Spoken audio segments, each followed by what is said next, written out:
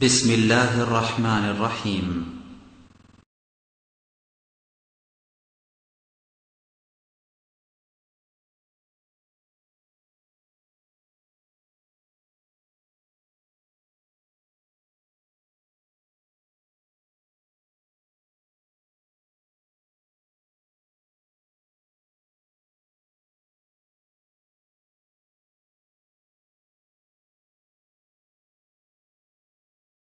إن الحمد لله نحمده ونستعينه ونستغفره ونؤمن به ونتوكل عليه ونعوذ بالله من شرور أنفسنا ومن سيئات أعمالنا من يهده الله فلا مضل له ومن يضلل فلا هادي له وأشهد أن لا إله إلا الله وحده لا شريك له وأشهد أن محمدا عبده ورسوله أما بعد فإن خير الحديث كتاب الله وخير الهدي هدي محمد صلى الله عليه وسلم وشر الأمور محدثاتها وكل محدثة بدعة وكل بدعة ضلالة وكل ضلالة في النار فقد قال الله تعالى في كلامه المجيد والفرقان الحميد أعوذ بالله من الشيطان الرجيم يا أيها الناس كلوا مما في الأرض حلالا طيبا ولا تتبعوا خطوات الشيطان إنه لكم عدو مبين. عن أبي هريرة رضي الله عنه قال قال رسول الله صلى الله عليه وسلم لا يأتين على الناس الزمان لا يولي المرء ما أخذ منه أمن الحلال أم من الحرام رواه البخاري. عن أبي بكر رضي الله تعالى عنه قال قال رسول الله صلى الله عليه وسلم لا يدخل الجنة جسد غذي بالحرام رواه الطبراني في الأوسط بإسناد صحيح. যাবতীয় হামদ সানা মহান রব্বুল আলামিনের জন্য, যাবতীয় দরুদ ও তাসলিম বর্ষিত হোক শেষ নবী আহমদ মুস্তাফা মুহাম্মদ মুস্তাফা সাল্লাল্লাহু আলাইহি ওয়াসাল্লামের প্রতি। সম্মানিত মুসল্লিবৃন্দ, অবৈধ উপার্জন ও তার পরিণাম এ শিরোনামে আপনাদের সামনে সংক্ষিপ্ত খুতবা পেশ করব ইনশাআল্লাহ। ওয়া মা তাওফীকি ইল্লা বিল্লাহ আলাইহি তাওয়াক্কালতু ওয়া ইলাইহি উনীব। মানুষ মাত্রই উপার্জনের প্রয়োজন হয় জীবন ধারণ করার স্বার্থে। সেই ক্ষেত্রে অধিকাংশ মানুষই অবৈধ উপার্জনের পথ বেছে নেয়, কিন্তু সে ব্যক্তির জন্য এটা অত্যন্ত দুর্ভাগ্যজনক।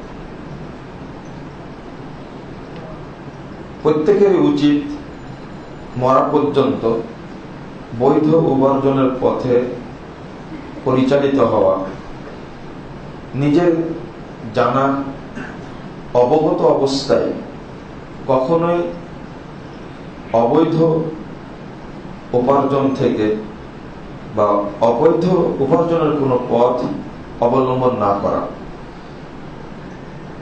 আমরা জানি একটি কথা সমাজের সমাধিক পরিচিত কথা, প্রচলিত কথা, হালাল রুজি ইবাদত কবুলের পূর্ব শর্ত। কথাটা যত প্রসিদ্ধ, কার্যকর ততটা কম। এ কথার সমাজে কোনো কার্যকারিতা নাই। আসুন আমরা কোরআন এবং সুন্নাহর আলোকে এর বাস্তবতাটা উপলব্ধি করি। আল্লাহ রাব্বুল আলামিন বলছেন সূরা বাকারা 167 নম্বর আয়াত, ইয়া আইয়ুহাল্লাযীনা ইয়া আইয়ুহান নাস কুলু মিম্মা ফিল আরদি হালালান তাইয়্যিবা, হে মানব মণ্ডলী, তোমরা ভক্ষণ করো জমিন থেকে তাই যা হালাল তাইয়্যিব। হালাল শব্দটা ব্যবহার করার পরে আল্লাহ তাইয়্যিব শব্দটা ব্যবহার করেছে। হালাল খাদ্য খাওয়ার কথা বলার সাথে সাথে আল্লাহ আরেকটি শর্ত করেছেন, ওটা যেন তাইয়্যিব হয়। আপনি বাজার থেকে কিনে নিয়ে আসলেন কাঁঠাল, নিয়ে আসার পরে দেখছেন, কাটার পরে দেখছেন কাঁঠালটা পচা, আল্লাহ এটা খেতে নিষেধ করছেন, এটা আপনার জন্য উপযোগী নয়। আবার বাজার থেকে আপনি নিয়ে আসলেন অন্য কোন বস্তু, পণ্য কিনে নিয়ে আসলেন, নিয়ে আসার পরে দেখছেন পণ্যটা ভালো নয়, ফরমালিন যুক্ত, এটা খেলে ক্ষতি হবে, হালাল কিন্তু আল্লাহ খেতে নিষেধ করছেন, এটা তাইয়্যিব না, তুমি খেও না, ওটা খাওয়া যাবে না। আপনার স্ত্রী ভাত রান্না করেছে, একটু বেশি হয়ে গেছে, কিন্তু একদিন পরে ওটা বাসি হয়ে গেছে, খাওয়ার উপযোগী না, যদিও হালাল, খেতে আল্লাহ নিষেধ করছে। কুলু মিম্মা ফিল আরদি হালালান তাইয়্যিবা, হালালটা খাও, তবে শর্ত হলো সেটা যেন তাইয়্যিব হয়। হালালটা খাওয়ার জন্য যদি আল্লাহ শর্ত করেন, তাহলে হারামটা খাওয়া যায় কি করে, যেটা আপনার নিজের বৈধ টাকার কিনা, আপনার পরিশ্রমের টাকার কিনা, কাঁঠাল কিনলেন, মাছ কিনলেন, অথবা বোয়াল মাছ নিজের টাকা দিয়ে কিনে নিয়ে আসলেন, কিন্তু এটা বাসি হয়ে গেছে, খাওয়ার অনুপযোগী, এটা খেতে আল্লাহ নিষেধ করছে।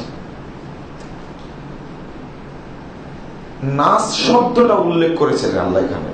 নাস, পৃথিবীতে যত প্রকারের মানুষ আছে সবাইকে লক্ষ্য করে বলছেন। এটা 167 নম্বর আয়াত, 172 নম্বর আয়াতে কিন্তু আল্লাহ আরেকটি কথা বলছেন, ইয়া আইয়ুহাল্লাযীনা আমানু কুলু মিন তাইয়্যিবাত মিম্মা রাযাকনাকুম। এখানে হালাল উল্লেখ করেননি, শুধু তাইয়্যিব শব্দ উল্লেখ করেছেন। ইয়া আইয়ুহাল্লাযীনা আমানু কুলু মিন তাইয়্যিবাত, তাহলে আগে নাস বললেন কেন? কোন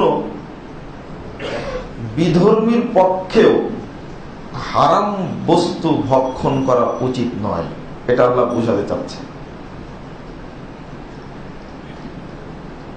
মানে হারামের একটা কার্যকরী শক্তি রয়েছে নিজস্ব, যা শরীরে প্রবেশ করলেই শরীরের জন্য ক্ষতিকর হবে।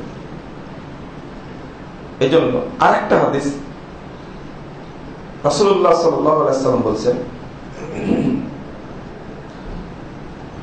দিরহামুন রিবা ইয়াকুলুহু রাজুলু ওয়া হুয়া ইয়ালাম।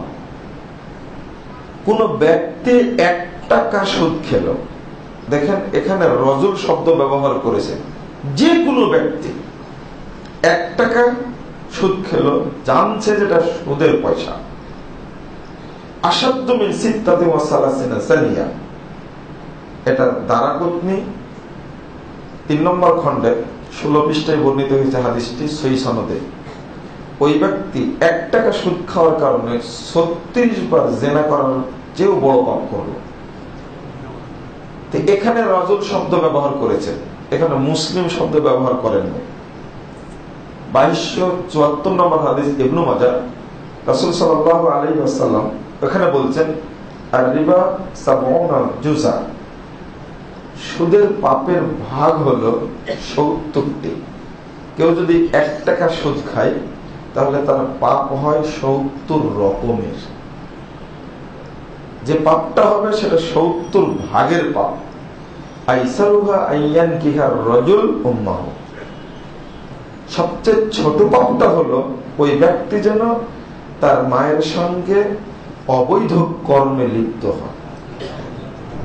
লিপ্ত হলো, এমন শব্দ ব্যবহার করেছেন।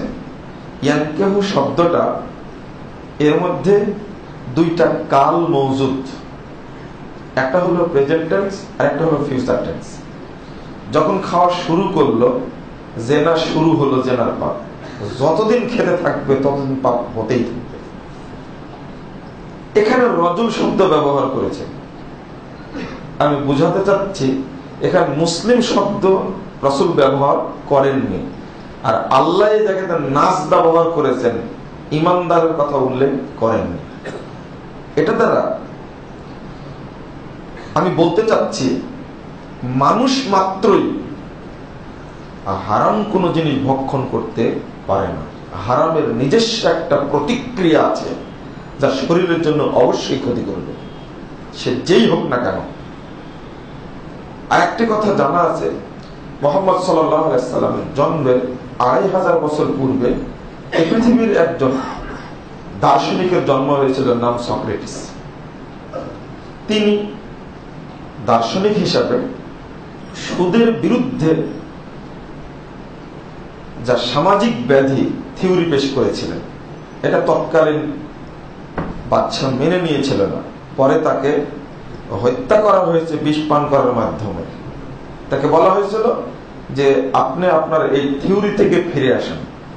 তিনি বলেছিলেন যে না, এটা হলো সমাজের শত্রু, মানবতার শত্রু, এর থেকে ফিরে আসার কোনো সুযোগ নেই। আমি মরতে রাজি, কিন্তু এই ক্ষতিকর জিনিসের পক্ষে আমি কথা বলবো না।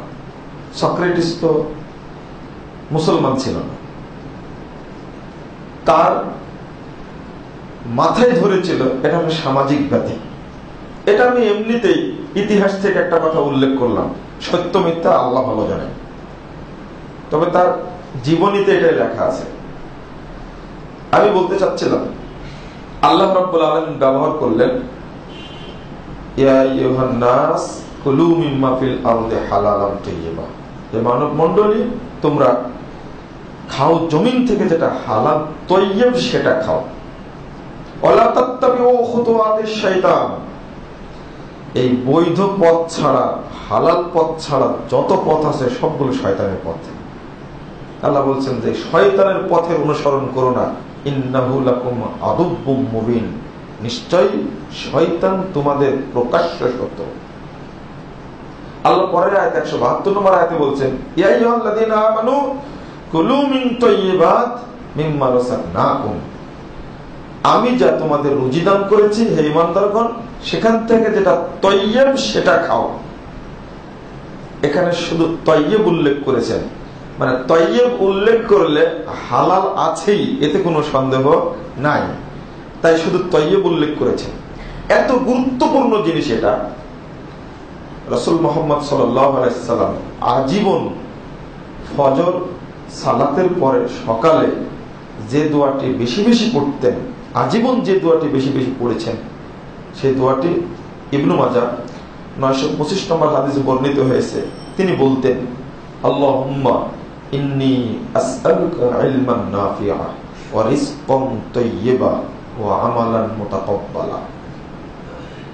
এই দোয়াটি আজীবন আল্লাহ রাসূল সাল্লাল্লাহু আলাইহি সাল্লাম ফজর সালাতের পরে সকালে বেশি বেশি বলতেন। তো আমরা তো বেশি বেশি বলা তো দূরের কথা, দোয়াটা জানি না, মুখস্থই নাই। কিন্তু কেন বলতেন? এটা একটা তাৎপর্যপূর্ণ দোয়া। আল্লাহুম্মা ইন্নী আসআলুকা ইলমান নাফিআ, হে আল্লাহ আমি আপনার কাছে উপকারী ইলম চাচ্ছি, ওয়া রিজকান তাইয়্যিবা, এবং বৈধ রুজি চাচ্ছি, ওয়া আমালান মুতাকাব্বালা, এবং তোমার কাছে গ্রহণযোগ্য হয় এমন আমল করার তৌফিক কামনা করছি। কথাটা, তিনটা কথা কত চমৎকার। যদি এই দোয়া কবুল হয়ে যায়, কোন কাস্টমার বাজার করতে গিয়ে হালাল পণ্য কিনতে গিয়ে সেখান থেকে কোনো ক্ষতিকর পণ্য সে পাবে না। যে পণ্যটা ক্ষতিকর তার জন্য ওর কাছে যাবেই না, এই দোয়া প্রমাণ করে। আল্লাহ তাকে বৈধটা যেটা উপযোগী শরীরের জন্য সেখানে যাবে, যদি কবুল হয় দোয়াটি। শর্ত এই দোয়াটি রাসূল সাল্লাল্লাহু আলাইহি ওয়াসাল্লাম কেন করতেন? সকাল থেকে নিয়ে আবার ঘুমের জন্য রাত্রে বেডে ফিরে যাওয়ার আগ পর্যন্ত যে কর্মগুলো করবে সেইগুলো যেন আমার করার জন্য উপকারী এলেম যেন আমি পাই, আর আমি যা উপার্জন করব সেটা যেন বৈধ হয়, আর একটা আমি যত আমলি করব আল্লাহ তুমি যেন সেটা কবুল করে নাও। মৌলিক উদ্দেশ্য এই দুটির এটা। তা আমাদের মধ্যে বৈধ উপার্জনের চেতনাই নাই, কোন চেতনাই নাই, শুধু উপার্জনটা বুঝি। গরু ছাগল যেমন শুধু খাওয়া বুঝে, আমরা তেমন শুধু উপার্জনটা বুঝি, কিন্তু বৈধ না অবৈধ এটা বুঝি না। সহিহ বুখারী 276 পৃষ্ঠার প্রথম খণ্ডের একটা হাদিস বর্ণিত হয়েছে। রাসূল সাল্লাল্লাহু আলাইহি ওয়াসাল্লাম বলছেন, আয়াতি আলান নাস জামান, সাহাবীরা দেখো মানুষের উপর একটা যুগ আসবে, একটা সময় আসবে, একটা কাল আসবে, লা ইউবালিল মারউ, মানুষ পরোয়া করবে না মা আখাযা মিনহু, সে কি গ্রহণ করছে, এই দুনিয়া থেকে কি গ্রহণ করছে, আমিনাল হালাল আমিনাল হারাম, ও হালালটা গ্রহণ করছে না হারামটা গ্রহণ করছে, ও পরোয়াই করবে না, শুধু খেতে থাকবে, শুধু খেতে থাকবে, ও বাস বিচার কিছুই করবে না, শুধু উপার্জনই করবে, কিন্তু বৈধ না অবৈধ সেটা ও কখনো কল্পনাই করবেন না, ভাববেন না। অথচ হালাল উপার্জন যে কত গুরুত্বপূর্ণ জিনিস আল্লাহর কাছে, যদিও কম হয়, কত গুরুত্বপূর্ণ জিনিস বান্দা তা বুঝে না। আপনি যত কোটি টাকা উপার্জন করেন, হাজার হাজার লাখ লাখ কোটি টাকা উপার্জন করেন, যদি অবৈধ হয় এই টাকা কোনো বরকত নেই। যদি 5 টাকা উপার্জন করেন আর যদি বৈধ হয় এর বরকত রয়েছে। আপনি দেখেন আল্লাহ রাব্বুল আলামিন দান করার ক্ষেত্রেও শর্ত করছেন। সূরা বাকারা 267 নম্বর আয়াতে আল্লাহ বলছেন, ইয়া আইয়ুহাল্লাযীনা আমানু আনফিকু মিন তাইয়্যিবাত মা কাসাবতুম, হে ঈমানদারগণ তোমরা দান করো, আল্লাহকে যেটা দান করবে মিন তাইয়্যিবাত, বৈধ উপার্জন থেকে দাও, মা কাসাবতুম তোমরা যা উপার্জন করো, ওয়া মিম্মা রাযাকনাকুম মিনাল আরদ, আর আমি তোমাদেরকে জমিন থেকে যা দান করি, উৎপন্ন করি, রিজিক দিই তার থেকে, যেটা উপার্জন করেন এটা জমিন থেকে না, এখান থেকে দান করতে বলছেন, যেটা জমিন থেকে আসবে সেটা থেকে দান করতে বলছেন, আনফিকু, তবে শর্ত হলো মিন তাইয়্যিবাত, ওটা যেন বৈধ উপার্জন হয়। মসজিদ করবেন, একজন ব্যক্তির কাছে টাকা চাইলেন, উনি 10 লাখ টাকা দিয়ে দিলেন, এই পুরো টাকাটাই সুদের টাকা, অথবা প্রতারণার টাকা, অথবা দুর্নীতির টাকা, অথবা আত্মসাতের টাকা দিয়ে দিলেন, নেকি হবে না, পাপ হবে। মসজিদ জড়বস্তু, তার প্রাণ নেই।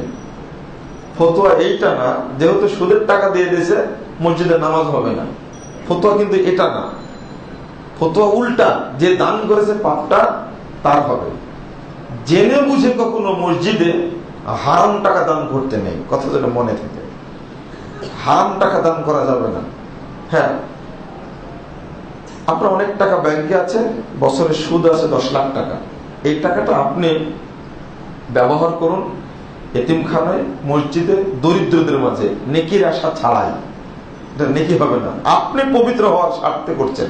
আর যদি লজ্জায় না দিতে পারেন তাহলে আপনার বাড়িতে যে ঝুড়ি রাখা আছে, ময়লা ফেলা ঝুড়ি, ওই ঝুড়ির মধ্যে টাকাগুলো রেখে দেবেন, এক সময় কাজের মেয়েটি ওটা ফেলে দিবে, কিন্তু ওইটা আপনার কাছে রাখা যাবে না, হারাম জিনিস রাখা যাবে না।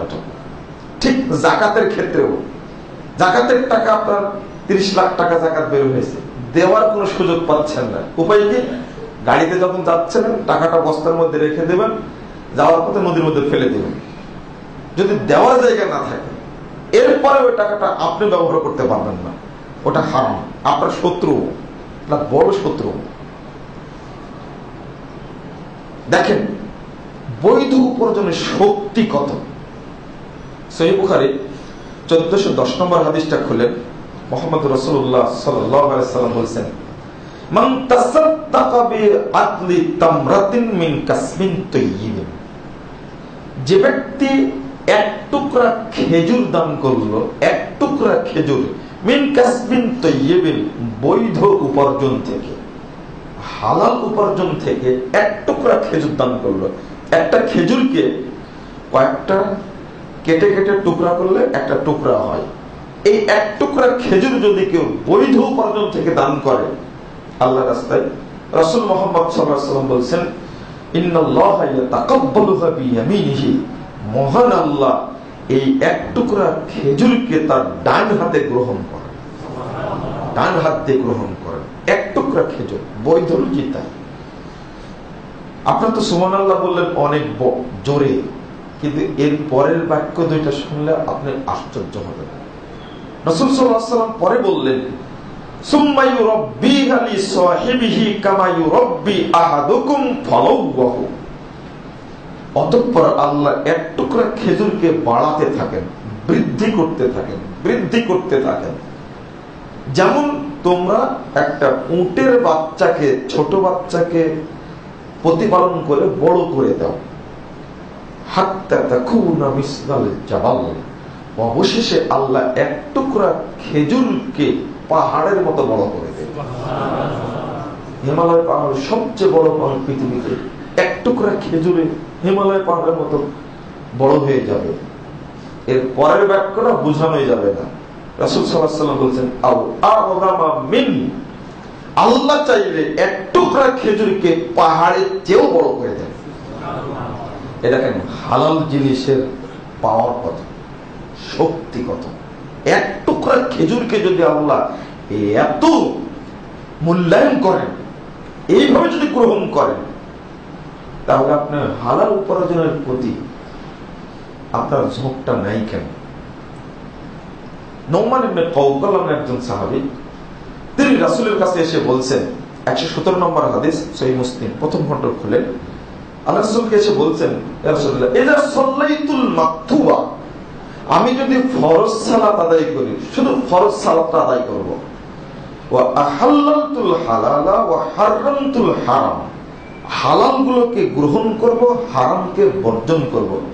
আল্লাহ রাসূল শুনুন, আমি শুধু ফরজ সালাত আদায় করব আর হালালটা গ্রহণ করব, হারামটা বর্জন করব, আদখুলুল জান্নাহ, তাহলে কি আমি জান্নাতে যেতে পারবো?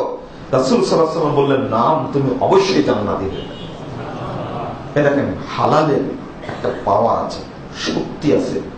হারাম বর্জন করুন, হারাম বর্জন করুন, জান্নাতের পথ প্রশস্ত হবে। কিন্তু আমরা আজও পারিনি। অত্যন্ত দুঃখজনক ব্যাপার, আমাদের অধিকাংশ মানুষের উপার্জন অবৈধ। ব্যবসার ক্ষেত্রে সুদ খাচ্ছি, প্রতারণা করছি, ধোঁকা দিচ্ছি। এখানে আর একটা কথা উল্লেখ করি আপনাদের জ্ঞাতার্থে, প্রত্যেকটি ইবাদতের ক্ষেত্রে, মৌলিক ইবাদতের ক্ষেত্রে রাসূল কর্তৃক মূলনীতি দেওয়া আছে। যেমন সহিহ বুখারী 631 নম্বর হাদিস, মুহাম্মদ সাল্লাল্লাহু আলাইহি ওয়াসাল্লাম বলেছেন, সাল্লু কামা রাআইতুমুনি উসাল্লি। এ দেখেন সালাতের ক্ষেত্রে মূলনীতি, তোমরা ওইভাবেই সালাত আদায় করো যেভাবে আমাকে সালাত আদায় করতে দেখছো। এ দেখেন এটা মূলনীতি হলো সালাতের ক্ষেত্রে। যাবতীয় সালাত পড়তে হবে একজন ব্যক্তির নীতিতে, তার নাম হলো মুহাম্মদ সাল্লাল্লাহু আলাইহি ওয়াসাল্লাম। হজ করবেন, রাসূল সাল্লাল্লাহু আলাইহি ওয়াসাল্লাম বলেছেন, খুযু আন্নী মানাসিকাকুম। এ দেখেন হজ্জের মূলনীতি, তোমরা হজ্জের বিধান গ্রহণ করো আমি মুহাম্মাদের কাছ থেকে। আর কারো নীতিতে হজ চলবে না, পৃথিবীর কোন নবীর নীতিতে হজ চলবে না। খুযু আন্নী, আমার কাছ থেকে গ্রহণ করো, মানাসিকাকুম, তোমাদের হজ্জের বিধান আর কারো কাছ থেকে নয়।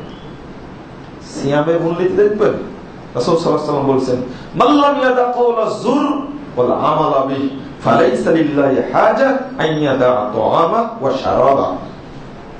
যে ব্যক্তি সিয়াম রাখলো, মিথ্যা কথা, খারাপ কাজ, দুর্নীতি, আত্মসাৎ, প্রতারণা ছাড়লো না, তার সিয়াম রাখা না রাখা সমান। এটা কিন্তু সিয়ামের ক্ষেত্রে মূলনীতি। ব্যবসায়ের ক্ষেত্রে, অর্থনীতির ক্ষেত্রে মূলনীতি। রাসূলুল্লাহ সাল্লাল্লাহু আলাইহি সাল্লাম যখন বাজারে যাচ্ছিলেন,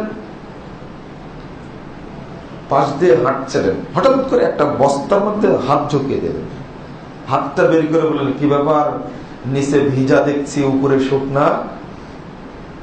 সহিহ মুসলিমের হাদিস, 267 নম্বর হাদিস, প্রথম খণ্ডের। রাসূল সাল্লাল্লাহু আলাইহি সাল্লাম এই কথা বলেই বলছেন, মান গাশশানা ফালাইসা মিন্না, যে আমাদের সাথে প্রতারণা করে সে আমার উম্মত নয়। এ দেখেন ব্যবসার মূলনীতি। বুঝাতে পারলাম কিনা জানি না। প্রত্যেকটা ইবাদতের আল্লাহ কর্তৃক মুহাম্মদ সাল্লাল্লাহু আলাইহি ওয়াসাল্লাম প্রদর্শিত মূলনীতি আছে। এই মূলনীতি আপনাকে মেনে চলতে হবে। আজকের ব্যবসাটা পুরোটাই প্রতারণায় ভর্তি, পুরোটাই প্রতারণায় ভর্তি, একেবারে প্রতারণায় সারখা, দুর্নীতির সারখা।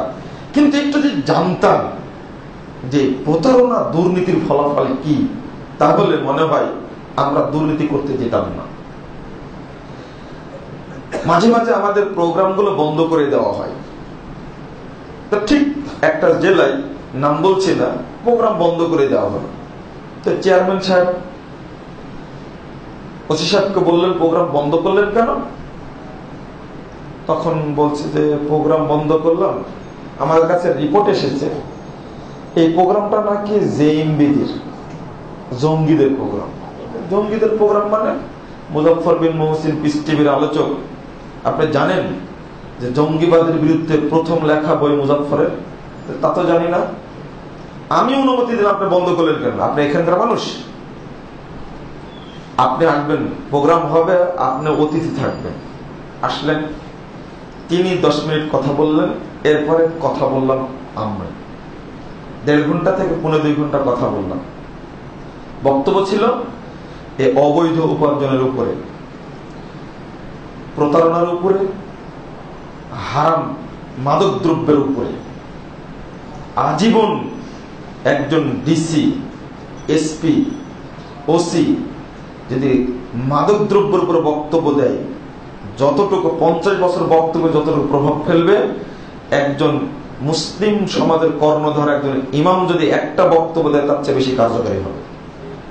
কিন্তু মাদক ঠেকাতে পারছেন না কেন? ওসি সাহেব যাওয়ার পথে বলছেন যে বাসায় যাব কি করে, 1 পা আগালে 2 পা পিছাই। তো চল না, আমি রেখে আসি। স্যার, বিষয়টা তো ওটা না। শুনুন, যে কথাগুলো বলেছিলাম, যদি আমরা বুঝতে পারি অবৈধ উপার্জনের পথ এটা, পরিণাম এটা, তাহলে কোন ব্যক্তি অবৈধ উপার্জন করত না। যার মধ্যে অবৈধ উপার্জন আছে তার পরিণাম 3টা। 1, যে আত্মসাৎ করবে, যা অবৈধ উপার্জন করবে, এই ব্যক্তি এই উপার্জনটা নিয়ে কিয়ামতের মাঠে হাজির হবে। 2, এই উপার্জন নিয়েই সে জাহান্নামে যাবে। 3, যতক্ষণ এই অবৈধ উপার্জন তার মধ্যে থাকবে, হারাম পয়সা, ততদিন তার ইবাদত কবুল হবে না, হওয়ার প্রশ্নই আসে না। মুহাম্মদ রাসূলুল্লাহ সাল্লাল্লাহু আলাইহি ওয়াসাল্লাম খাইবারের যুদ্ধের দিন সাহাবীদেরকে দেখছেন, কিছু সাহাবী মারা গেছেন। 323-325 নম্বর হাদিস সহিহ মুসলিম। এটা ঈমানি বিষয়। ইমাম মুসলিম রাহিমাহুল্লাহ কিতাবুল ঈমানের মধ্যে নিয়ে আসছেন হাদিসটি। তো শহীদ হওয়া সাহাবীদেরকে সাহাবীরা বলছেন ফুলানুর শহীদ, ফুলানুর শহীদ, ফুলানুর শহীদ, অমুক শহীদ, অমুক শহীদ, অমুক শহীদ। আরেকজনকে বলছেন ফুলানুর শহীদ, ইনিও শহীদ। ইনি ছিলেন রাসূলের গোলাম, দীর্ঘদিনের খাদেম। আল্লাহ রাসূল এই কথা শুনেই বলছেন, কাল্লা ইন্নী রাইতুহু ফিন্নার, অসম্ভব, এ শহীদ মানে আমি তাকে জাহান্নামে জ্বলতে দেখছি। এই মুরতাদিন কল্লাহ, ও একটা চাদর আত্মসাৎ করেছে গনিমতের মাল থেকে, এই চাদর তাকে পোড়াচ্ছে জাহান্নামে, আমি নিজে দেখতে পাচ্ছি। 25 নম্বর হাদিসে আসছে, 325 নম্বর হাদিসে, ইন্নাশ শামলাতা, তিনি বলেছেন আল্লাহর কসম করে, আল্লাযী নাফসু মুহাম্মাদিন বিয়াদিহি, ওই সত্তার কসম করে বলছি যার হাতে মুহাম্মাদের প্রাণ রয়েছে, আল্লাহর কসম করে বলছি, শোনো, ইন্না শামলাতা লাতালতাহিবু আলাইহি নার, এই চাদরের টুকরাটা তাকে পোড়ায়া পোড়ায়া পোড়ায়া অঙ্গার বানাচ্ছে। আমি দেখতে পাচ্ছি। তোমরা তাকে শহীদ বলছো মানে গনিমতের মাল থেকে নিয়েছিল। এই হাদিস শোনার পরে সাহাবায়ে কেরাম ভয়ে ভীত সন্তুষ্ট হয়ে গেলেন। ফাজাবি শিরাকিন আও শিরাকাইন, এই হাদিস শুনে কে একটা সুতা নিয়েছিল, কে একটা ফিতা নিয়েছিল, এসে জমা দিচ্ছে। বলছেন আল্লাহ রাসূল একটা গনিমতের মাল থেকে নিয়েছিলাম, এটা দিয়ে গেলাম। আল্লাহ রাসূল গনিমতের মাল থেকে নিয়ে গেছে, ওটা দিয়ে গেলাম। আল্লাহ রাসূল এটা ধরে বলছেন শিরাকুম মিনান নার ওয়া শিরাকানা মিনান নার। সাহাবীরা, এই একটা সুতাও তোমাকে জাহান্নামে নিয়ে যাবে, যদি রাখতে তুমি এই দুইটা ফিতাও তোমাকে জাহান্নামে নিয়ে যেত। এইটা নিয়ে তোমাকে জাহান্নামে পোড়ায়া পোড়ায়া পোড়ায়া দগ্ধ করত। এটা কি বুঝলেন? এটা একটা ফিতা, একটা সুতাকে যদি লক্ষ্য করে রাসূল সাল্লাল্লাহু আলাইহি ওয়াসাল্লাম এই কথা বলেন, আপনি কত কোটি টাকা যে মারছেন হিসাব নাই। এই বাংলাদেশের যারা রাষ্ট্রীয় কর্তা বিভিন্ন জায়গায় বসে আছে, রাষ্ট্রীয় সেক্টর, রাষ্ট্রযন্ত্রে বিভিন্ন শ্রেণীর মানুষ। আমি মাঝে মাঝে বক্তব্যে হাদিস অনুবাদ করার পরে বলি, প্রধানমন্ত্রী যদি এই হাদিসটা সরকারকে আমলাদেরকে খাওয়াতে পারতেন, অন্তত শরবত করে খাওয়াতে পারতেন, তাহলে এই বাংলাদেশের দরিদ্র দেশের কোন আমলা, কোন চুট্টা এদেশের অর্থ চুরি করে সিঙ্গাপুরে জুয়া খেলতে যেত না।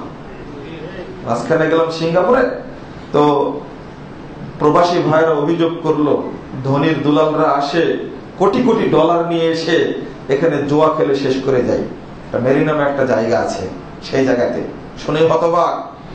এই দরিদ্র দেশের অর্থ চুরি করে এই দেশের বহু কুসন্তান লন্ডনে বাড়ি করেছে। এক ডেস্টিনি নামের সংস্থা এদেশের 6,500 কোটি টাকা পাচার করেছে। এটা আমরা সরকারের রিপোর্টে পড়েছি। আমরা না, এই হাদিস যদি জানা থাকতো, তার যদি বলা হতো টিভিতে, অন্তত কিছু মানুষ হলেও হেদায়েত হতো, কিন্তু না, বলারই সুযোগ নাই। দেশের স্বার্থে বলছি, দরিদ্র রক্ত চুষে দরিদ্রকে আরো দরিদ্রতর করছে। আর পহেলা বৈশাখ আসলে 10,000 টাকা কেজি ইলিশ মাছ কিনে সে পহেলা বৈশাখ উদযাপন করে, আর এই দেশের সন্তান ডাস্টবিনে খাবার খোঁজে। এ হলো আমার দেশের সন্তানের অবস্থা। এরা হলো বড় বড় দুর্নীতিবাজ, এরা বড় বড় আত্মসৎকারী, এরা হলো প্রতারকেরা, এদেশের অর্থ চুরি করে তারা। যদি মুহাম্মদ রাসূলুল্লাহ সাল্লাল্লাহু আলাইহি ওয়াসাল্লামের হাদিস কার্যকরী হতো, একজন ব্যক্তি 1 টাকা চুরি করতো না। একটা কলেজের প্রিন্সিপাল, মাত্র কলেজের প্রিন্সিপাল নিয়োগ বাণিজ্য করে কোটি কোটি টাকা ইনকাম করছে, চিন্তাই করা যায় না, ভাবাই যায় না। যদি জানতে পারতে এই অর্থটা অবৈধ, আপনি যেটা ভাবলেন, চলুন আর 2টা হাদিস অনুবাদ করি, এই অর্থ নিয়ে হাজির হবে। রাস্তা করে না, রাস্তা করে টেন্ডার হচ্ছে 3 কোটি টাকা, খরচ করে 1.5 কোটি টাকা। 1.5 কোটি টাকায় নাই, 6 মাস পরে রাস্তা ভেঙে যেমন ছিল তেমন হয়ে যায়, তাই না? এটা বাংলাদেশের বাস্তবতা। বাস্তব কথা বলা তো কঠিন। এই পুরো রাস্তাটা কাল কিয়ামতের মাঠে মাথার উপরে থাকবে। যারা দুর্নীতির আখড়া ভেঙ্গে চুরমার করবে, দুর্নীতিবাজদেরকে যারা শনাক্ত করবে, তারাই নাকি বাংলাদেশের সবচেয়ে বড় দুর্নীতিবাজ। পত্রিকার রিপোর্ট আসলো না, বাংলাদেশের প্রশাসন হলো সবচেয়ে বেশি দুর্নীতিগ্রস্ত। এটা পত্রিকার রিপোর্ট, দোষটা আমাকে দিবেন না। দুর্নীতি দমন কমিশন একসময় ছিল, আমাদের বয়সে দেখলাম, আপনারা আগে দেখেছেন কিনা জানি না, আমাদের বয়স অল্প, আর কখনো দেখতে পাবো কিনা জানি না। এই যে একটা লোক ছিল দুর্নীতি দমন কমিশন কিছুদিন আগে, তখন দুর্নীতি দমনের দাঁত ছিল, নখ ছিল, হাত পা ছিল। বলল কি, আমরা এই পুঁটি ডানকানার ব্যবসা করব না, এটা ব্যবসাটা করবো একটু রুই কাতলা বোয়ালের ব্যবসা করব। সেই সময় দেখলাম যেখানে হাত দেয় সেখানেই দুর্নীতি, হাজার হাজার কোটি টাকার দুর্নীতি হয়েছে। এই দরিদ্র রাষ্ট্রটি উন্নয়নশীল হবে কখন? উন্নত রাষ্ট্র তো পরে, উন্নয়নশীল রাষ্ট্র হবে, এর পথে সব বন্ধ। যদি এই হাদিসটা জানা থাকতো, অবশ্যই একজন ব্যক্তি দুর্নীতি করতে ভয় পাবে। এই দুর্নীতির মাল নিয়ে কিয়ামতের মাঠে হাজির হতে হবে। এটা আল্লাহর ঘোষণা। 161 নম্বর আয়াত সূরা আল ইমরান খুলুন। আল্লাহ বলেছেন, ওমাইয়াকুলুল, যে ব্যক্তি আত্মসাৎ করবে, দুর্নীতি করবে, প্রতারণা করে অর্থ সংগ্রহ করবে, ইয়াতি, সে আসবে, বিমা গল্লা, যা আত্মসাৎ করেছে তা নিয়ে, ইয়াউমাল কিয়ামা, কিয়ামতের দিনে। অর্থ আপনিই করেন। চ্যালেঞ্জ, অর্থে ভুল হয়নি। আল্লাহ যেটা বলেছেন ওইটাই অনুবাদ করছি। ওমাইয়াকুলুল, আর যে আত্মসাৎ করবে, ইয়াতি, সে হাজির হবে, বিমা গল্লা, যা আত্মসাৎ করেছে তা নিয়ে, ইয়াউমাল কিয়ামা, কিয়ামতের দিনে। এটা আল্লাহ রাব্বুল আলামিন বলছেন। শুধু নিয়ে হাজির হবে, যদি একটা মোবাইলও কেউ প্রতারণা করে, চুরি করে, দুর্নীতি করে রাখে, এই মোবাইলটা মাথার উপরে থাকবে, কিয়ামতের মাঠে বহন করে নিয়ে যাবে, আর মোবাইলটা চিৎকার করতে থাকবে, খুব জোরে চিৎকার করবে, খুব জোরে চিৎকার করবে, আর বলবে, আমি হলাম দুর্নীতির মাল, আমি হলাম আত্মসাতের মাল। একটা লোক একটা গরু চুরি করেছে, এই গরুটা কালকে ওর কাঁধের উপরে থাকবে, আর গরুটা হাম্বা হাম্বা করে বলবে, এটা হলো দুর্নীতির মাল, আমি আত্মসাতের মাল। এটা রাসূল সাল্লাল্লাহু আলাইহি ওয়াসাল্লাম বলছেন, 4635 নম্বর হাদিস, সহিহ মুসলিম, লিকুল্লি গাদিরিন লিয়াকুন ইনদা ইস্তিহি ইয়াউমাল কিয়ামা ওয়া ফি রায়াতিন ইউরাফু বিহি। আল্লাহ রাসূল বলেছেন, প্রত্যেকটি প্রতারকের, দুর্নীতিবাজের পিছনে একটা করে পতাকা খাড়া করে দেওয়া হবে, পতাকা। এই পতাকার দ্বারা কিয়ামতের মাঠে সবাই চিনতে পারবে এ হলো দুর্নীতিবাজ। তবে সবচেয়ে বড় পতাকা থাকবে যিনি শাসকের স্থানে বসে থেকে দুর্নীতি করবেন, তার পতাকা সবচেয়ে বড় হবে। আমরা দায়িত্বশীল রাষ্ট্রের, সরকারি চাকরি করি না, তাদের পতাকাটা বড় হবে। এটা জনতার মাল। এটা মুহাম্মদ রাসূলুল্লাহ সাল্লাল্লাহু আলাইহি ওয়াসাল্লাম আরেকটি কথা বললেন, এই যে আল্লাহর সম্পদ যারা আত্মসাৎ করছে, মাদ্রাসা, মসজিদ ইত্যাদি, যাকাত ফান্ডের অর্থ যারা চুরি করছে, তাদের সম্পর্কে আল্লাহ রাসূল বলছেন, এটা আপনি পাবেন 3118 নম্বর হাদিস, সহিহ বুখারী খুলেন। আল্লাহ রাসূল বলছেন, ইন্না রিজালান মিনান নাস ইয়াতাখাওয়াদুনা ফি মালিল্লাহ ওয়া লাহুমুন নার, যারা আল্লাহর মাল আত্মসাৎ করে তারা প্রত্যেকে জাহান্নামে নিক্ষিপ্ত হবে। এটা সোজাসুজি বলছেন, সোজাসুজি বলছেন। রাসূলুল্লাহ সাল্লাল্লাহু আলাইহি ওয়াসাল্লাম বলছেন, আপনি খুলুন 6534 নম্বর হাদিস, সহিহ মুসলিম, সহিহ বুখারী। রাসূল সাল্লাল্লাহু আলাইহি ওয়াসাল্লাম বলছেন, মান কানাত লাহু মাজলিমাতুন লিআখিহি, এই পৃথিবী মিন ইরজিহি আও শাইইন, যদি এই পৃথিবীতে কোনো ব্যক্তি তার কোনো ভাইয়ের সম্মানের হানি করে বা জুলুম করে, কোনো আত্মসাৎ করে, ফালিয়াতাহাল্লালহু আল ইয়াম ক্বাবলা আল্লা ইয়াকুনা লাহু দিরহানুন ওয়ালা দিনার, তাহলে ওই ব্যক্তি যেন ওই দিন আসার পূর্বেই যেন তা ফয়সালা করে নেয়, মানে মৃত্যু আসার পূর্বেই যেন ফয়সালা করে নেয়। কারণ মৃত্যুর পরে তার কাছে কোনো টাকাও থাকবে না, কোনো পয়সাও থাকবে না।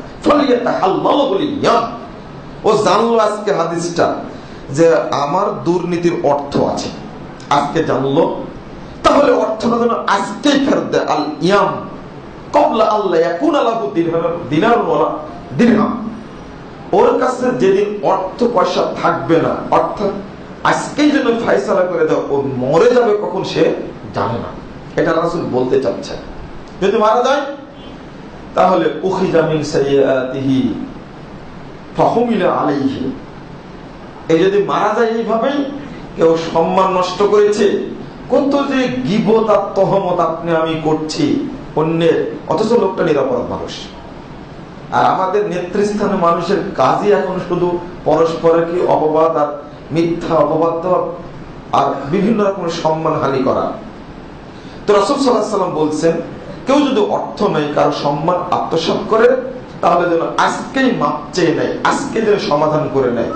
কারণ কাল কিয়ামতের মাঠে যার সম্মান হানি করা হয়েছে, যার মাল আত্মসাৎ করা হয়েছে, ওই ব্যক্তির পাপটা এর উপরে চাপিয়ে দেওয়া হবে। সহিহ মুসলিম 6744 নম্বর হাদিসটা খুলুন। এখানে আরো স্পষ্ট বলা হয়েছে, আল্লাহ রাসূল প্রশ্ন করলেন সাহাবীদেরকে, হাল তাদরুন মাল মুফলিস, তোমরা কি জানো নিঃস্ব ব্যক্তিকে? তখন সাহাবীরা বললেন, আল মুসলিমু ফিনা মান লা দিনার লাহু ওয়ালা মাতা, আমাদের মধ্যে নিঃস্ব সেই ব্যক্তি যে ব্যক্তির টাকা পয়সা নেই, সেই হলো নিঃস্ব। তখন রাসূল সাল্লাল্লাহু আলাইহি ওয়াসাল্লাম বলছেন, আল মুফলিসু ফি উম্মতি, আমার উম্মতের মুফলিস ওই ব্যক্তি মাইয়াতি ইয়াউমাল কিয়ামতি বিসালাতিন ওয়া সিয়ামিন ওয়া যাকাতিন, যে ব্যক্তি কিয়ামতের মাঠে সালাত, সিয়াম, যাকাত অনেক নেকি নিয়ে হাজির হলো। ওয়ায়াতি ক্বাদ জারাবা হাযা ওয়া কাযাফা হাযা ওয়া আকলা মালা হাযা ওয়া সাফাকা দামা হাযা ওয়া কাতালা হাযা, এই লোকটি অনেক সালাত, অনেক সিয়াম, অনেক নেকি, অনেক যাকাতের নেকি নিয়ে হাজির হচ্ছে কিয়ামতের মাঠে, কিন্তু তার পিছন পিছন আরেকজন ব্যক্তি যাচ্ছে, যে লোকটি তাকে মেরেছিল। ওই লোকটি তাকে মেরেছিল, মেয়ের মার খাওয়া মানুষ তার পিছনে যাচ্ছে। আরেকজন যাচ্ছে তাকে গালি দিয়েছিল, আরেকজন যাচ্ছে তার মাল আত্মসাৎ করেছিল, আরেকজন যাচ্ছে তাকে হত্যা করেছে, আরেকজন যাচ্ছে তাকে চড় মেরেছে। ওই লোকটির অনেক নেকি, ওই লোকটির অনেক নেকি দান করতে করতে পাহাড়ের মতো দান করেছে। ও সালাত পড়তে পড়তে, তাহাজ্জুদ পড়তে পড়তে অনেক নেকি করেছে, অনেক নেকির পাহাড় নিয়ে হাজির।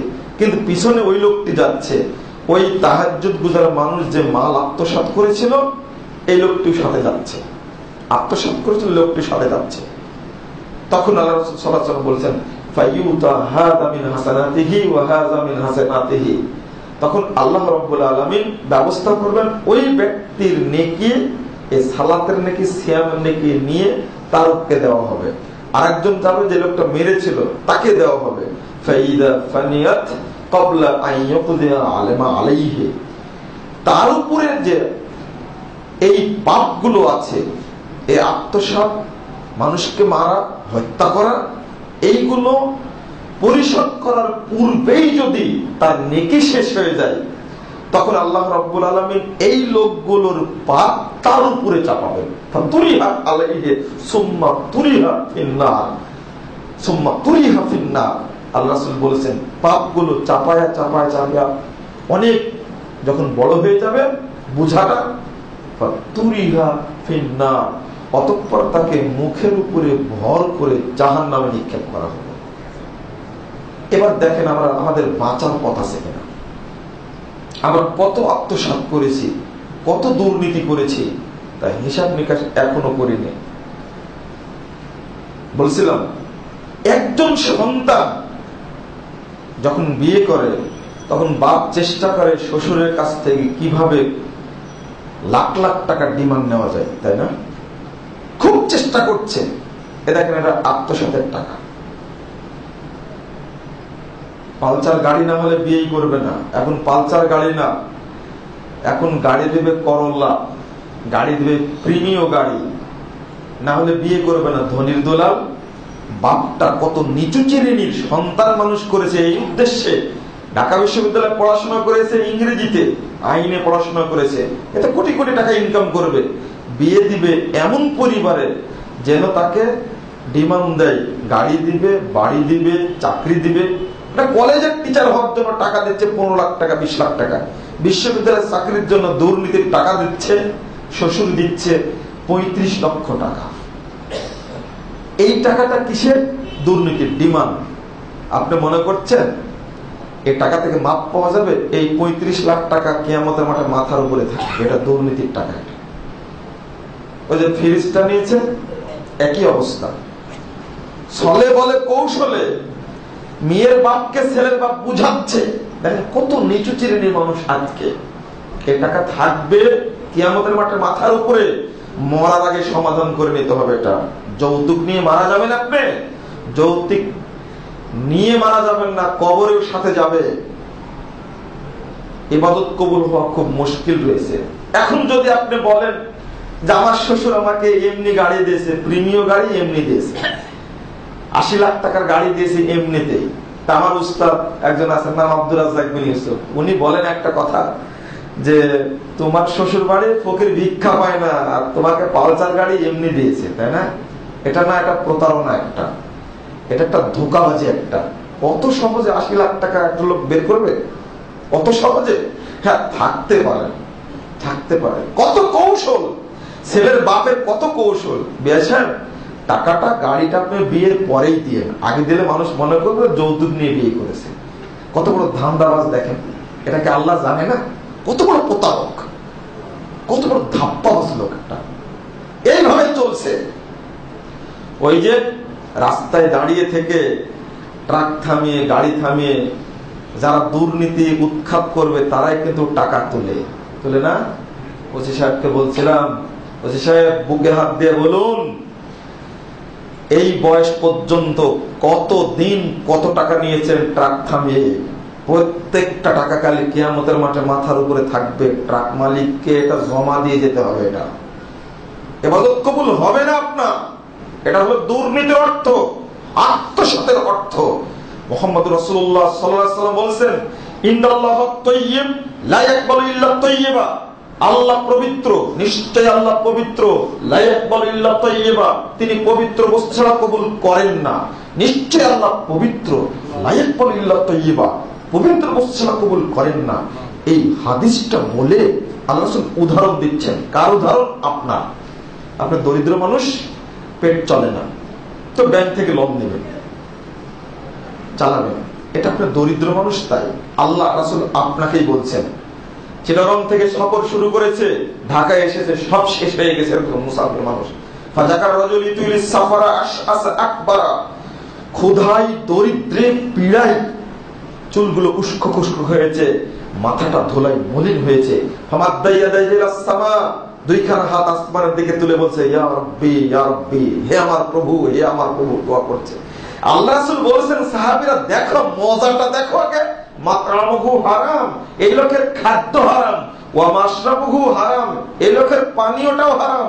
ওয়া মালবাসুহু হারাম, এই লোকটার পোশাকও হারাম। ওয়া গুযিয়া বিল হারাম, দেহটা হারাম দ্বারাই গঠিত। ফাআন্না ইস্তাজাবু যালিক, বলো তো এর ইবাদত কবুল হবে কিনা? না।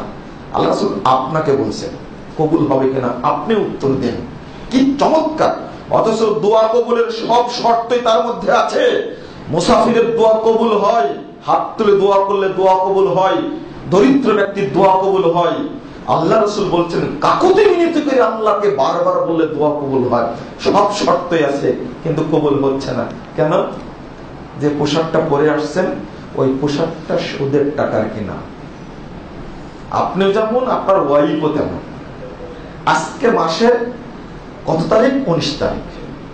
তো বাড়িতে 5 কেজি ওজনের রুই মাছ নিয়েছেন, লাল টকটকে রুই মাছ। তখন আপনার ওয়াইফ আবার দিনদার, নেককার মানুষ, বলছে, কি ব্যাপার সাব্বিরের আব্বা, তুমি এই মাছ কোথায় পেলে? মাসের তো 19 তারিখ, বেতন তো পাওনি, এত বড় মাছ কে দিল তোমাকে? কথা বলেন না আপনি। তখন একটু পরে বলছেন, কই কিছু বললে না যে? এবার বলছেন, আরে মাছটা রান্না করো তো। তারপরে বলছি, না আগে বলে এই মাছ কোথায় পেলে? যদি স্ত্রী হয় আপনার নেককার, আপনি লজ্জা পাবেন, মরা পর্যন্ত এই ধরনের কাজ করবেন না। হয়তো চুরি করবেন, টাকা পকেটে নিয়ে আসবেন, দেখাবেন না। আর যদি স্ত্রীটা আপনার মতো হয়, মাছ দেখেই বলবে যে, এই আব্দুল্লাহ আব্বা, কি আব্দুল্লাহ, তোর নানাকে ফোন দে, নানিকে নিয়ে যেন বাসায় আসে। এটা হলো প্রথম বাক্যটা। দেখেন, যেমন মন আপনার, তেমনি মন আপনার স্ত্রী। কেন এরকম হবে?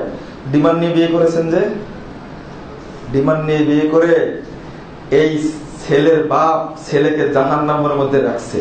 আমি এইভাবেই বলি, সমাজের বাস্তবতা। যখন ফোন করেন আপনারা ফতোয়া জানার জন্য আমাদের সামনে, তখন তো বুঝতে পারি এদেশের শতকরা 95% পুরুষ নারী কর্তৃক শাসিত হয়। লেখা থাকে নারী নির্যাতন বন্ধ করো। আমি পরামর্শ দিই ওখানে লিখতে হবে পুরুষ নির্যাতন বন্ধ করো। একজন হাইকোর্টে রিট করেছিলেন না মাঝখানে কয়েকদিন আগে, লেখলো এই আইনও থাকতে হবে পুরুষ নির্যাতন বন্ধ করো। কেন? বিশেষ ক্যাটার ছেলে বাড়িতে এসে দেখছে বউ নাই, স্ত্রী নাই, ফোন দিলে তুমি কোথায়? তো বলছে একটু আমি এসছি গুলশানে। কি জন্য? বলছে আমি নিউ মার্কেটে আসছি। তো নিউ মার্কেট যাবো, আমাকে বলে যাবে না? আচ্ছা বাড়িতে আসি তারপরে বলছি। দেখেন কি চমৎকার ব্যাপার। বাড়িতে এসে বলছে তুমি কি বললা? আমি এসে দেখছি নাই, তাই ফোন দিলাম, তুমি কোথায় গেছো? তা আমাকে বলে যাবে না তুমি নিউ মার্কেট যাবো? তো তখন প্রথম বাক্যটা বলছে তোমার লজ্জা করলো না? আমি কি তোমার গোলাম? তোমার অনুমতি নিয়ে নিউ মার্কেটে যেতে হবে? এ দেখেন একটা। 2 নম্বর কথা, যে চাকরিটা নিয়ে দিয়েছে ওটা বাপ নিয়ে দিয়েছে। যে গাড়িতে অফিসে যাও, এই গাড়িও আমার বাপের টাকা। তোমার তো লজ্জা করা উচিত ছিল, আমাকে এই কথা বলতে পারলে কি করে? এই যে ছেলে আজকে যে বকুনি খেলো, আপনার ছেলে মরা পর্যন্ত স্ত্রীর দিকে আর চোখ তুলে তাকাতে পারবে না। এখন কি করবে? শিক্ষিত ভদ্র ছেলে কি করবে এখন? সারাদিন দোয়া করে আল্লাহ তুমি মরণ দাও আমার, আল্লাহ তুমি মরণ দাও, আল্লাহ তুমি মরণ দাও। গলায় দড়ি দিতে পারে না, বিষও খেতে পারে না। কারণ মানুষ বলবে যে বিষ খেলো কেন? ভদ্র ছেলে, বিসিএস ক্যাডার। এ দেখেন একেবারে বাস্তব কথা বলছি আমি, এটা বাস্তব ঘটনা বললাম একটা আপনাকে। মানে এই যৌতুক নিয়ে বিয়ে করার পরিণাম এটা। আর আপনি যেমন হারামের সাথে জড়িত, আপনার পরিবারটা। আর বৌমার প্রশংসা কত জানেন? গল্প করছে আত্মীয়র বাসায় যে বৌমা একখান পেয়েছি, সে ঢাকা বিশ্ববিদ্যালয়কে ইংরেজিতে মাস্টার্স পাস। আল্লাহ আমাকে মাফ করুক, এমন বৌমা পেয়েছেন। বাস্তবতা হলো বৌমার সামনের চুলো কাটা, পিছনের চুলো কাটা। জীবনে বুরকা তো দূরের কথা, উড়নেও জীবনে চোখে দেখেনি। এই বৌমাকে বিয়ে করে নিয়ে আসছে। জীবনে সন্তান কি ইসমাইলের মতো হবে? মা হতে হবে হাজেরার মতো। আপনি এই ধরনের একটা খান্নাস মেয়েকে ছেলের সাথে বিয়ে দিয়েছেন আর গল্প করছেন। এটা হলো ভাইরাস, এটা হলো সমাজের ভাইরাস। এটা আপনার পরিবার নষ্ট করবে, আপনার আত্মীয় স্বজনকেও নষ্ট করবে। না, আপনার বাপ একজন দায়িত্বশীলের ভূমিকা পালন করুন। দিনদার মহিলা দেখে বিয়ে দিন। বাপ যদি ইব্রাহিম হয়, মা যদি হাজেরা হয়, ইসমাইলের মতো সন্তান হবেই। আপনি খোঁজ নেবেন যে কোনদিন পহেলা বৈশাখের অনুষ্ঠানে গিয়েছে কিনা। প্রথম প্রশ্ন হবে এটা, আপনি কি জানেন? প্রথম প্রশ্ন মেয়ে দেখতে যাওয়ার সময় হবে। তরুণ ছেলে মেয়ে দেখতে প্রথম প্রশ্ন হবে এটা, তুমি কি 14ই ফেব্রুয়ারি উদযাপন করেছো কোনদিন? এটা হলো প্রথম প্রশ্ন। কিছুদিন আগে গেল না বাংলাদেশের কিছু লুচ্চা মানুষ বলছে এটা হলো ভালোবাসা দিবস। তওবা তওবা তওবা। রাজশাহী বিশ্ববিদ্যালয় যখন পড়ে আজ থেকে 8 বছর আগে, তখনই ছেলেদের মুখে শুনেছি এটা হলো পতিতা দিবস, বেশ্যা দিবস একটা। নাউজুবিল্লাহ, আমাকে মাফ করবেন আপনারা, এটা বাস্তবতা বলছি।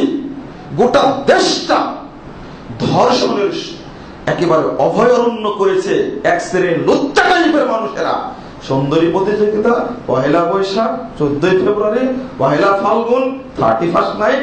এখন বলছেন না 31st নাইটের দরকার না, 31st ডে করো। অন্তত একটু নিচে নামছে, একটু নিচে নামছে। এইগুলো করার কারণে অবস্থা শেষ। ওই মহিলাকে যখন নিয়ে এসে দিয়েছেন আপনি বাজার থেকে 10 কেজি বোয়াল মাছ, এই মহিলা তো কোনোদিন জিজ্ঞেস করবে না আপনাকে কোথায় পেলে এটা। ইনকাম ট্যাক্সের অফিসে চাকরি করে, সন্তুষ্ট করেছে তাকে এত টাকা দিয়ে। আপনি জানেন না এটা দুর্নীতির টাকা। ইবাদত কবুল হবে কোনদিন? রাসূল মুহাম্মদ সাল্লাল্লাহু আলাইহি ওয়াসাল্লাম বলেন, তাবরানী আওসাত 6 নম্বর খণ্ডে 113 পৃষ্ঠা, লা ইয়াদখুলুল জান্নাতা জাসাদুন গুযিয়া বিল হারাম। যে দেহ হারাম দ্বারা গঠিত হয়েছে, এই দেহ জান্নাতে প্রবেশ করবে না, করবে না জান্নাতে প্রবেশ। আমি আপনাদেরকে শেষ মুহূর্তে বলতে চাচ্ছি এই মর্মে, বৈধ উপার্জনের পথ খুঁজুন। অবৈধ উপার্জন যেন আপনার মধ্যে না থাকে, কখনোই না। আজকে চিন্তা করুন, ওই যে হাদিস অনুবাদ করতে গিয়ে বললাম, রাসূলের মুখ থেকে শোনা মাত্র সাহাবীরা নিচে হাজির করলো, একটা সুতা একটা ফিতা। আপনাকে আজকে বক্তব্য শোনালাম, আপনার ঈমান আর সাহাবীদের ঈমান মিলিয়ে দেখুন। আজকে শোনালাম, আসছিলাম মনে হয় 2012 সালে কি 13 সালে, 12 সালে কি 11 সালে আসছিলাম এই মসজিদে একবার। বেদাতের উপরে বক্তব্য দিয়েছিলাম, তখন জুমা মনে হয় চালু ছিল না, তোলপাড় হয়ে গেছিল। আজকে অনেকদিন পরে আসলাম, হয়তো আরো 15 বছর পরে আসব। এই বক্তব্য যদি আবারও দিই, আজকে যেমন মনে হচ্ছে আপনার যে আমার মধ্যে তো এই অবৈধ টাকাগুলো আছে, বের করে দেওয়ার দরকার।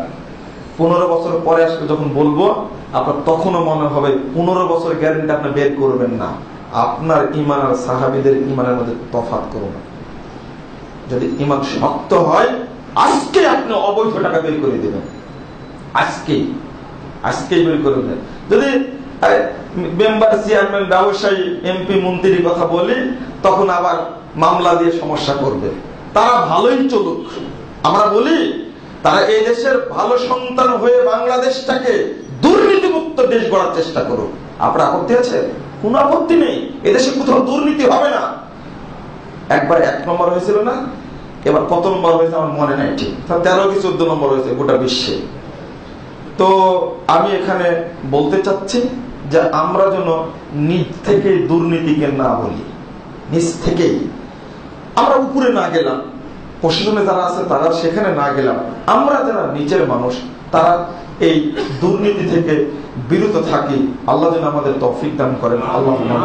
শেষে একটা কথা বলছি, সে কথাটা হলো এই যে আপনি যে দানটা করেন, এই দানটা আজ থেকে খেয়াল রাখবেন, যেখানে শিরিকের আস্তানা, যেটা বেদাতের আস্তানা, ওই যে বাংলাদেশের একটা ট্র্যাডিশন হয়ে গেছে, এরকম নিয়ম হয়ে গেছে, একজন বড় মানুষ বছরে 10 কোটি টাকা অবৈধ উপার্জন করে, 1 কোটি টাকা পীরের দরগায় দিয়ে মুক্তি পেতে চায়। তো 2টা ক্ষতি করলো। একটা হলো ওই শিরিকের ফ্যাক্টরিটাকে জোরদার করলো, আর একটা কাজ করলো, নিজে পবিত্র হতে চাইলে পীরের দরগায় দিয়ে যদি এই টাকাটা, এটা একটা পাপ করলো, এই টাকাটা যদি, অবৈধ টাকাটা যদি দরিদ্রদের মাঝে বিতরণ করতো, তার নেকি হতো না, তবে পাপও হতো না। বুঝাতে পারলাম কি? তার নেকি হবে না, কিন্তু পাপটাও হবে না। কিন্তু এই পীর ফকিরের দরগায়, মাজারের, খানকায়, গাছতলা, বাঁশতলায় শিরিকের যেগুলো আড্ডাখানা, বেদাতের যেগুলো কারখানা, সেইগুলোতে যদি দান করে, তাহলে পাপ করলো আরেকটা পাপ করলো। তখন বেদাতের আড্ডাখানাটা আরো জোরদার হবে। বাংলাদেশে বড় বড় ইন্ডাস্ট্রি আছে না শিরিকের, বেদাতের, এইগুলো থেকে আপনারা দূরে থাকুন। আপনার বৈধ অর্থটা, যাকাতের অর্থটা সেখানে দেওয়ার চেষ্টা করবেন না, কারণ এর হিসাব নেওয়া হবে। বললেন হারাম অর্থ মসজিদে দেবে কেমন? এই তো ভুল হয়ে গেল, আগেই বলেছি, আমি আগে বললাম না, হারাম অর্থ মসজিদে দেওয়া যায় না। এটা আপনি এতিমখানায় দিতে পারেন, এটা আপনি মাদ্রাসায় দিতে পারেন, মসজিদে দেওয়া যাবে না। যাকাতের টাকা মসজিদে দেওয়া যায় না, এটা তো জানেন আপনারা স্পষ্ট। তো এটাই যদি জানেন তো ওটা জানবেন না, ওটা হারাম, যে ওটা হারাম। বলছিলাম এখানে আপনারা একটু মনোযোগ দিবেন, যেহেতু বৈধ উপার্জন সম্পর্কে বললাম, আর যতটুকু পারবেন সাদাকা করবেন। কেন বললাম? দেখুন, সাদাকা এমন একটা জিনিস, মুহাম্মদ রাসূলুল্লাহ সাল্লাল্লাহু আলাইহি সাল্লাম বলেছেন, সংক্ষেপ বলেন, অন্যদিন একটা সাদাকার উপরে কথা বলবো। এক, মৃত্যুর সময় সাদাকা দেওয়া থাকলে মৃত্যুর কষ্ট হয় না। 2 নম্বর, কবরে রাখার পরে যদি আগুনও জ্বলে, আপনার পিতামাতা মারা গেছে, স্ত্রী মারা গেছে, আগুন দাউ দাউ করে জ্বলছে কবরে, এটা হাদিস। সংক্ষেপে বলছি, যদি আপনি আজকে সাদাকা করে দেন মসজিদে, বৈধ উপার্জন থেকে সাদাকা দেওয়া মাত্রই জাহান্নামের আগুন ধপ করে নিভে যাবে সঙ্গে সঙ্গে। 2 নম্বর। 3, কিয়ামতের মাঠে উঠবেন। তো রাসূল সাল্লাল্লাহু আলাইহি ওয়াসাল্লাম লিকুল্লি মিন ফি জিল্লি সাদাকাতিহি হাত্তা ইউকদা ইয়াউমাল কিয়ামাহ, কিয়ামতের মাঠে প্রত্যেক ব্যক্তি তার সাদাকার ছায়ার নিচে অবস্থান করবে। যতক্ষণ ফায়সালা না হবে ততক্ষণ 50,000 বছর লম্বা দিনে ও অবস্থান করবে ছায়ার নিচে। বলুন আলহামদুলিল্লাহ। আপনার যতটুকু সাহায্য সাদাকা করবেন। 4 নম্বর হলো, যখন আপনি কাঠগড়ায় দাঁড়িয়েছেন, আল্লাহ রাসূল বলছেন, ডানে জাহান্নাম, বামে জাহান্নাম, সামনে মহান রব্বুল আলামিন। ডানে জাহান্নাম, বামে জাহান্নাম, আল্লাহ সামনে, মাঝে কোনো দোভাষী নেই, আল্লাহর সাথে কথা হবে। এই কথা বলে আল্লাহ রাসূল বলেছেন ওয়াত্তাকুন নার ওয়ালাউ বিশাক্কি তামারাতিন। সাহাবীরা, এই অবস্থায় এই জাহান্নাম থেকে বাঁচো যদি তুমি এক টুকরা খেজুর আল্লাহকে সাদকা দিয়ে বলে। যদি খেজুর না থাকে বিকালিমাতিন তাইয়্যিবা, তাহলে একটা ভালো কথা বলে তুমি আল্লাহকে সাদকা করো। এই যে আসছিলাম, আমি জায়গাটা গার্ডেন চিনি না, এই মসজিদটা চিনি না, বললাম যে এই মসজিদের আবু বকর কোনটা, সিদ্দিক কোনটা, তখন আপনি বললেন যে এই মসজিদটাই। এই দেখেন ভালো কথা, ভালো সাদকা, এটাও জাহান্নাম থেকে মুক্তির সাদাকা হয়ে যাবে। এটা সহিহ বুখারীর হাদিস। শেষ কথা হলো as-সালাতু নূরুন ওয়াস-সাদাকাতু বুরহান। সালাত হলো নূর, সদকা হলো বুরহান। সালাত হলো পাসপোর্ট, সদকা হলো ভিসা। সহিহ মুসলিমের হাদিস। যখন আপনার ভিসা হয়ে যাবে, এক পলকে আপনি পুলসিরাত পার হয়ে জান্নাতে চলে যাবেন। চেষ্টা করুন। আর শেষ হাদিস, আল্লাহ রাসূল বলেন যে ইন্না সাদাকাতা লা তুতফিউ, সাদাকা তুতফিউ যুনুবা কামা ইয়াতফিউল মা ওয়ান নার। 614 নম্বর হাদিস তিরমিজি। আল্লাহ রাসূল বলেন যে যে ব্যক্তি সাদাকা করলো, ওই ব্যক্তির পাপ সমূহ অনুরূপ ভাবে ঝরে গেল যেমন ভাবে পানি আগুনকে নিভিয়ে দেয়। পানির কাছে আগুন দুর্বল, সাদাকার কাছে পাপ দুর্বল। সাদাকার কাছে পাপ দুর্বল, পানির কাছে আগুন দুর্বল। সাদাকা দিলে কোনো পাপই থাকে না। একটা পতিতালয়ের মহিলা একটা কুকুরকে পানি তুলে সাদকা দিয়েছিল, আল্লাহ তার কারণে মহিলার পতিতার পাপ সব ক্ষমা করে জান্নাত দান করবেন। এটাও সহিহ বুখারীর হাদিস। আল্লাহ তুমি আমাদেরকে বৈধ উপার্জন করার তৌফিক দান করো। আমিন।